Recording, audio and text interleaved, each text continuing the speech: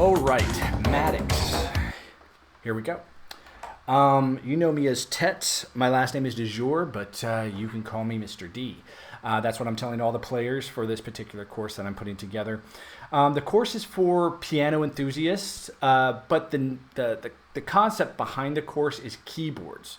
The idea is we all know what a piano is. We all know what a keyboard is. A keyboard is more electronic, has a lot of different functions and ways that you can use it. It's modern. The old style pianos, these are what all of our classics were played on. Bach, Mozart, Beethoven.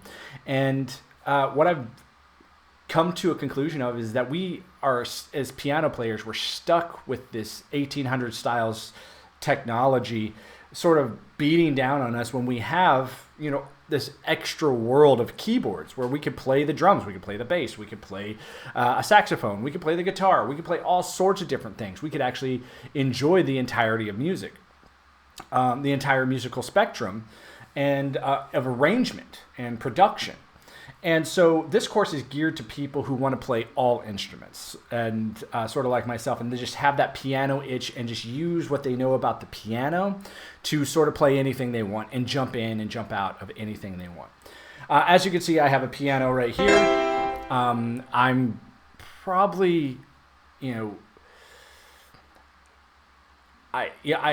what I got to do first. First and foremost, this is not a sight reading course. I am going to coach you how to use your hands and create a relationship with your hands to use the keyboard as a second voice. Now, when I tell you, if I were to sing to you right now and I were to be like, follow my voice, you'd be easily able to do that. Like, no problem. You'd be like, oh, I'll do that right now. Follow my voice. And then you would hit some high note because you can distinguish using your ear what's the higher tones and what's the lower tones.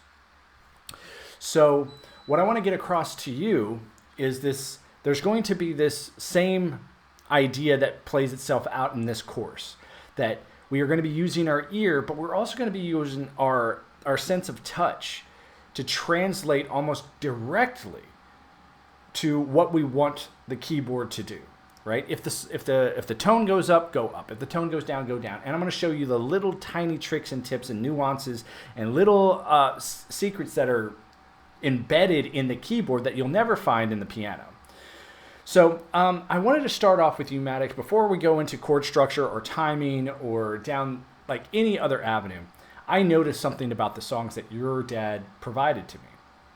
And these songs, such as Loon Boon, or the one that I have up right now, it's called Floral for Easy. Anyway, I'd never seen these songs before. I'd never seen them. And so when I started playing them, I started noticing something. I was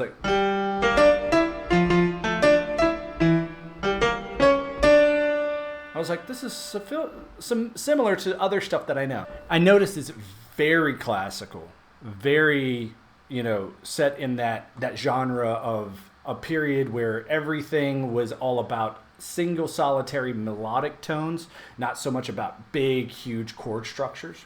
Even with Rush E, like you said, you really like Rush E, where it's like.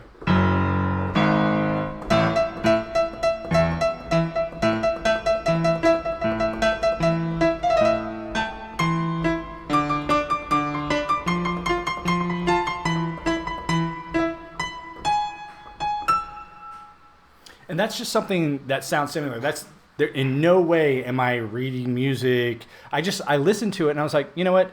That's what I can come up with after 15 minutes of listening to it. But I also heard, this same scenario in there too. Like listen to this song.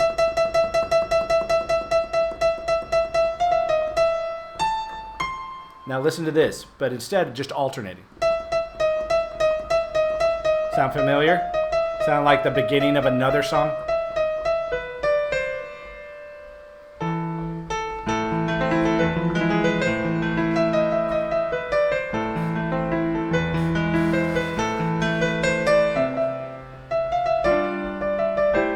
Yeah.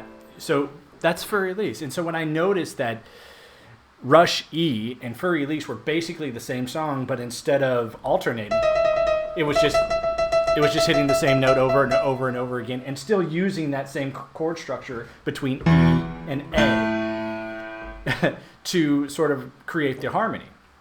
And so what I teach in this class is exactly that. How to get to something where you can understand the music, you can understand what the person is doing, but in no way is this about being the robot and playing exactly what the other person is playing. There's nothing about this course that's ever going to do that. If you want to get into Juilliard, if you are trying to go to school for like Broadway, you are going to have to learn how to sight read because it's about how everybody else is learning it. But I want to remind you, and just as this is the same thing I would say to all the people at Broadway. I mean, if I were to say something, or to all the great musicians of the classical periods, when I sit down with someone who is like, I'm a concert pianist, I was like, you know what's funny? Concert pianists, they really do rely on sight reading, right? And they're like, yeah. It's funny how no one knows your name, except for people who like sight reading. But you say the words like, I don't know, Ray Charles or Stevie Wonder. These men were blind and they kicked your ass, right? As far as creating great music with the keyboard. You know, sight reading is so overwhelming for a student. And that's why I don't want to ever teach it that way. I don't want to teach sight reading. I want to teach how they did it, where you feel the music and you laugh and you have fun and it's a party. And I want to be able to teach you so you can learn any song you want, no matter if it's this. If you like that sound, like say, for example, I were to take all three of these songs and put them together, and I would say you would be sort of like the ballad type of person, right? And so you like the ballad and you like these old, almost dramatic, sounds. So I would do something like.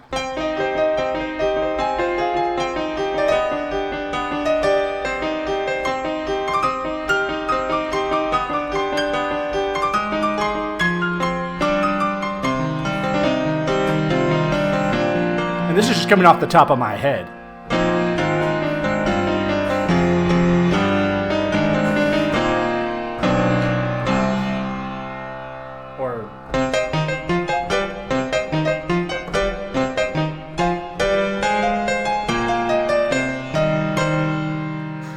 What I want to get to, the way that I'm able to do that is because I've translated that melody will come from my right hand, that big, huge, fat chord structures will come from my left hand. And so whether I'm playing in the minor key with those choppy notes that sound very, very classical, I can just do that because I'm like, oh, give me that classical sound. If you were like, oh, do the same thing, but give me, a jazz sound, or it's like, okay, well, I understand seventh chords, so.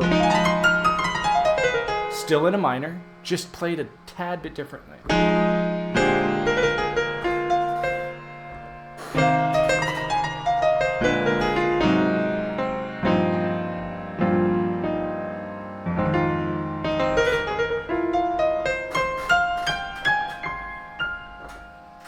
So, once again, I'm not here to say I'm going to be the guy to open up the windows of the piano to you, because I don't really teach the piano. What I teach is the keyboard, because with the keyboard I can do things like this. I can, switch this off and we'll bring this up. So this right here, you can see I have YouTube set up down here, but when I pull this up, this is a DAW. This is what's called a digital audio workstation. And in this is what I'm playing piano from, like right here. This is where my piano is. So if I wanted to change this to a different piano, or I want to change it to a bass or a synth or a choir even, I have thousands and thousands of ways that I could manipulate the system. But what's really cool about this is I have a sound pool of already pre-recorded sounds and riffs and beats and drums that I can just throw in at a moment's notice. So say, for example, I want to, play a choir. I just pick on one right now. It'll pop up. It'll say, oh, this is the choir that's selected, and I can be.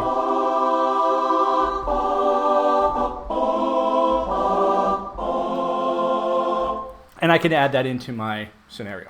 Anyway, this video has gone on a little bit too long. This is the longest video I've made for a potential player that wants to come and get coached by me. But this is what I suggest you do. Go sit down with your dad. Say, Dad, this is a technique that's pretty odd. It's pretty out there. It's experimental, but I would really like to do it if it's something that you want to do. and we will come up with a time. Maybe in the afternoon, depending on your schedule, or first thing in the morning. I prefer first thing in the morning just because I like fresh brains. brains. Anyway, but yeah, figure it out and give me a call. Let me know what you think, and we'll get into it. Another thing, just let your dad. It's free. It's free. I'll talk to him all about the pricing and how it's like zero goose egg. It doesn't cost anything. The only thing I ask is that I'll be recording things here in the studio to talk about this experimental procedure, because I do want to teach it to other people and other kids that just want to play. They're tired of being told, you got to do metronome training. You've got to do this type of training. I was like, timing is king when it comes to playing music, but you don't have to do it that way. So if you're interested, let me know, and I'll see you later.